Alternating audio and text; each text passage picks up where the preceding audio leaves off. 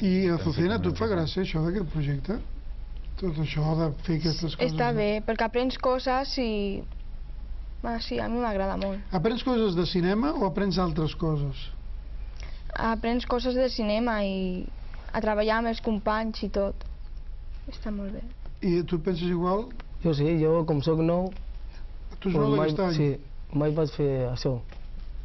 I he après com utilitzar una càmera i com utilitzar el trípode. Són aquí, no? Són un aparell, pel que m'ha semblat, similars als que tenim aquí, aquestes càmeres, aquest trípode i tot això que, bueno, una vegada après, no?, doncs està molt bé. No, aquesta és una altra de les coses. No treballem amb equips domèstics, treballem amb equips no professionals com els que teniu aquí, però semiprofessionals. És a dir, treballem amb càmeres, amb càmeres manuals, amb càmeres en les quals ells han de fer servir tots els paràmetres de la càmera, des d'enfocament fins a la contra, i això ho fan tots ells.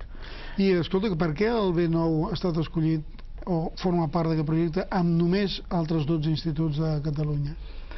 Doncs perquè en el moment que va començar nosaltres ja portàvem una tradició de fer moltes coses d'audiovisual al centre. Feia ja molt de temps que treballem en fotografia, en vídeo, i quan va començar l'associació que ho coordina i que organitza va demanar al Departament d'Ensenyament si hi havia quins centres podien entrar el primer any en aquest projecte. I des del Departament d'Ensenyament vam pensar en els centres que tenien una certa tradició de la qüestió audiovisual. Llavors li van donar una llista a aquesta gent, a la gent de BAUQ, que és l'associació que ho coordina tot això de cinema en curs, i van fer entrevistes a tots els centres i a nosaltres ens van escollir. Escolta, i sabeu, Azucena, qui és el Lumière? O qui eren els Lumière? Sí, eren dos germans i van fer la idea de gravar algo sense veu. Ah, quan sí que no hi havia so. I gravaven pel·lícules? Sí, només feien pel·lícules d'un minut. Què és el que heu de fer aquí? Perquè aquí, a part del projecte aquest, una mica aquest curt, que és més llarguet, de 7 minuts, heu fet ja algun minut Lumière d'aquests? Són coses d'un minut? Què heu fet, per exemple, tu? Jo he anat a un mercat que posen a sota, al costat del col·legi. El del Sant Roc, suposo que no? Sí.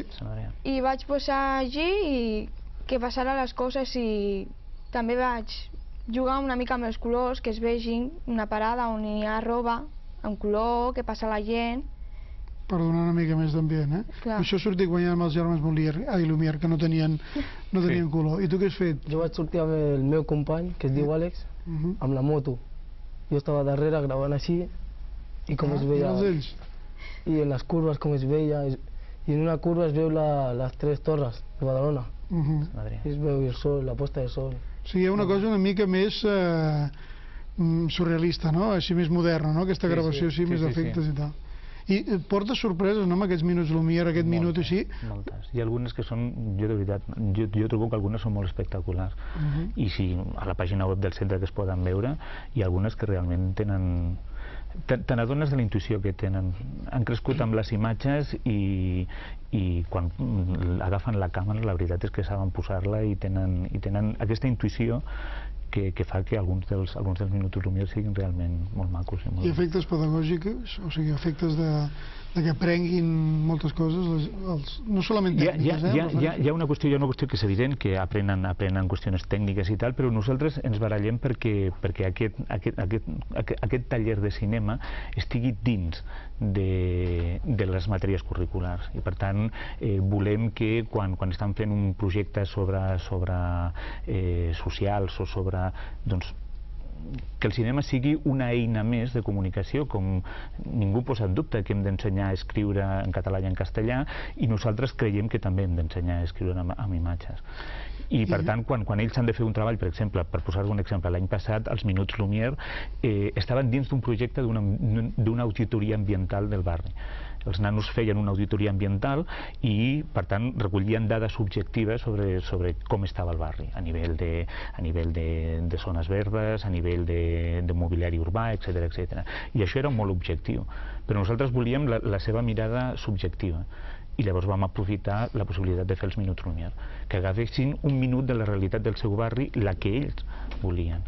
i d'aquesta manera van expressar les seves idees, en comptes d'en una redacció el meu barri és molt maco, no sé què, no sé quants, en comptes d'això ho van fer amb cinema. Això és molt important, sobretot amb aquesta explosió audiovisual que vivim ja des de fa uns anys. Però bueno, enhorabona per l'experiència, estem l'any que ve aquí a portar el vídeo, que l'hem de veure, com es digui la pel·lícula que no té títol encara. No. Quan el tingui ja veniu aquí. El títol ens costa molt sempre. Bueno, ja sortirà, això tranquil.